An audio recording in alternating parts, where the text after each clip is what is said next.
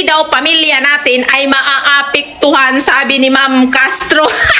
Mao din ako yawan na dayon ning palasyo di ay kay nadako ka jud mawala sa ilahayot. Patindi ng patindi ngayon ang bangayan sa social media. Mga OFWs rumesbak matapos maglabas ng babala ang Presidential Legal Counsel Juan Ponce Enrile na maaaring mawala ang mga tax exemption at mga benepisyo kung itutuloy ng mga OFWs ang naturang zero remittance week, kung saan isang linggo silang hindi magpapadala ng pera sa Pilipinas. Ito'y bilang pagprotesta sa pagkakaaresto kay dating Pangulong Rodrigo Roa Duterte na nakakulong ngayon sa The Hague, Netherlands.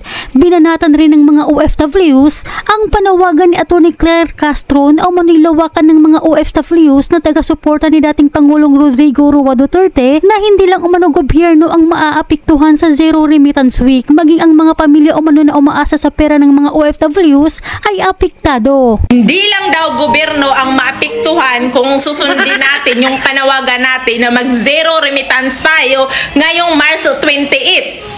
Dahil pati daw pamilya natin ay maaapektuhan, sabi ni Ma'am Castro. Uy, ikaw talaga. Nanakot ka na naman. Hoy, may stock silang pagkain dun. Hanggang next month pa yun, may bigas. Sila may makakain, kayo. May makukuha ba? May mahuhot-hot ba kayo dyan sa kaban? Wala. Kawawa, zero. Bye-bye. Wawa. Ibinahagi naman ng isang Pinay na sa kanyang pagsisiyasat, ang pinakamalaking ambag sa ekonomiya ng Pilipinas ay ang mga OFWs na umano'y binalaan na tanggalan ng mga benepisyo. Ibinahagi nito sa publiko kung gaano kalaki ang makukuha ng gobyerno sa perang mga padala ng mga OFWs kada araw.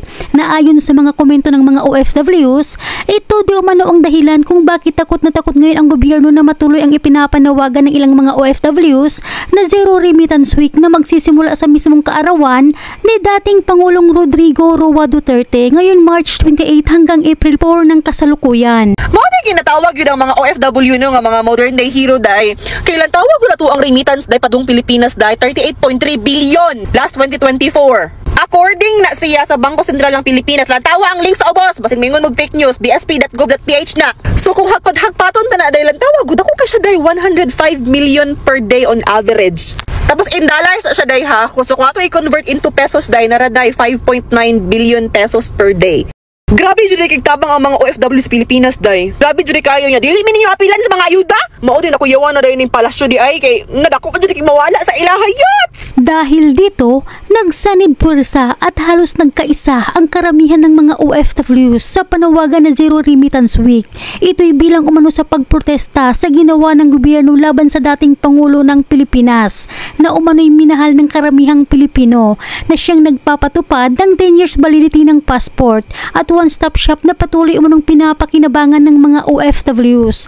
Ani sa mga taga-suporta ng dating Pangulo, sa loob umano ng isang linggo ay hindi umano magugutom ang kanilang pamilya sa Pilipinas. Pero ang isang linggong hindi sila magpapadala ng pera ay malaking kawalan umano ito sa gobyerno ng Pilipinas. Narito sabay-sabay po natin panoorin ang mga bulta ng mga OFWs sa administrasyon ni Pangulong Bongbong Marcos. Pero bago tayo magpatuloy, huwag kalimutan i-like, share, subscribe at pahit na rin ang kampana for more upcoming videos. Salamat! So sa isang linggo na yon, hindi pa magugutom yung pamilya namin doon. Pero yung isang linggo na yon, malaki ang impact at malaki ang mawawala sa bansa. Halos lahat ng mga OFW hindi magpapadala sa Pilipinas. At isa na po ako doon. Bilang pagkondena sa pag-aresto kay former President na si Pangulong Rodrigo Duterte. Paano ba yan kung lahat ng OFW de zero remittance yan?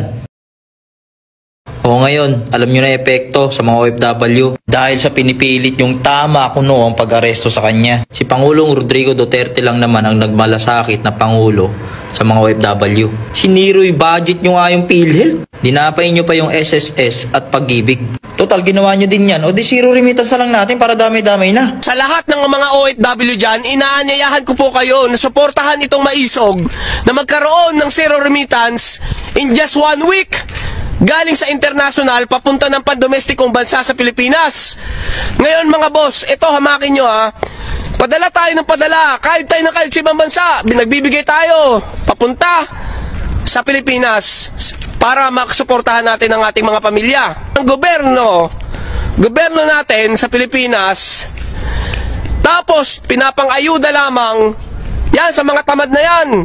Kaya yung mga supporter ni BBM at yung mga nakikisawsaw na gusto na rin maging supporter para meron silang mga panghit-hit. Ganyan kayo kalupit, di ba? O sa masabihin na natin, hindi nyo pinanghihit-hit. Pero sinisiraan nyo yung tao na gumawa sa inyo ng maganda at nagbigay na matiwasay at magandang pamamalakad sa ating bansa nung panahon ni Rodrigo Duterte. Para lamang magkaroon kayo ng ayuda, gagawa kayo ng mga kwento. Kaya naman mga boss, zero remittance simula ng March 28 hanggang April 5. At alam nyo ba kung ano magiging ganti natin mga boss? Dahil hindi naman tayo pinapansin eh. Wala naman pinapansin kahit putak tayo ng putak sa social media. Ngayon, suportahan natin itong maisog nang sa gayon maramdaman nila ang puwersa ng mga taga-ibang bansa at para malaman nila kung gaano nila kamahal o kung gaano natin kamahal ang ex-president na si Rodrigo Duterte. Kaya mga boss, bilang ganti, wala naman tayo ibang magagawa kundi zero remittance in just 1 week. Kung ano man ang pinaghirapan ng OFW, kami lang ang may karapatan kung anong gagawin namin sa aming pera at hindi kayo. Ang gusto lang namin maayos na gobyerno. Hindi bangag na gobyerno. Malaki ang taxes na ibinibigay namin. Hindi man lang kami nakatanggap ng maayos na serbisyo galing sa inyo. Hindi katulad ni Tatay Digong. Kaya ayos kayo! Duterte! Duterte! Duterte! Nakakalungkot po isipin na ang gobyerno po natin, sa halip na dagdagan nyo ang benepisyo ng mga OFWs, yung clamor sa ngayon, ibig sabihin po dyan, may problema. Pero ang problema po sa inyo naman, sa halip na harapin nyo, bibigyan nyo ng solusyon. Ang problema ng mga OFWs, pinalala po ninyo, tinatakot pa po ninyo, kina-counter pa po ninyo. Nakakalungkot. Ano bang klaseng panggobyerno ang mayroon po tayo? Sa mga pitsi-pitsi na mga bagay po ng mga OFW, sa halip po dapat maging sensitive kayo to listen, to hear, o sa mga clamor na yan. Pero masakit na katotohanan ay talagang tatakutin pa ninyo. Nagsasakripisyo na nga yung mga OFWs, malayo sa pamilya, dahil wala namang trabaho dyan na naghihintay sa Pilipinas na kayang i-accommodate, ipoprovide ng gobyerno, tapos ganito pang gagawin nyo. Babalaanan pa ninyo, tatakutin nyo pa. So what? Sana naman konting hiya naman galing sa inyo. Sana naman konting pag-intindi, pag-unawa naman galing sa inyo. Ay, nakakamiss si President Duterte, totoo lang. Nakakamiss ang former President Rodrigo Roa Duterte dahil sa napaka-sensitive niya sa bawat pighati sa loobin ng mga OFWs. Pinapakinggan niya, inaaksyonan niya, binibigyan niya agad ng solusyon. Alam niyo yun nangyari? Yan ang wala sa administrasyong ito. Ikaw kabayan, bilang isang OFW, ano naman ang masasabi mo sa mainit na issue ngayon sa Pilipinas, lalo na sa sektor ng mga OFWs, at pabor ka ba sa Zero Remittance Week? Pakikomento ang inyong saloobin. Salamat at palagi po kayong mag-ingat kung saan man kayo ngayon.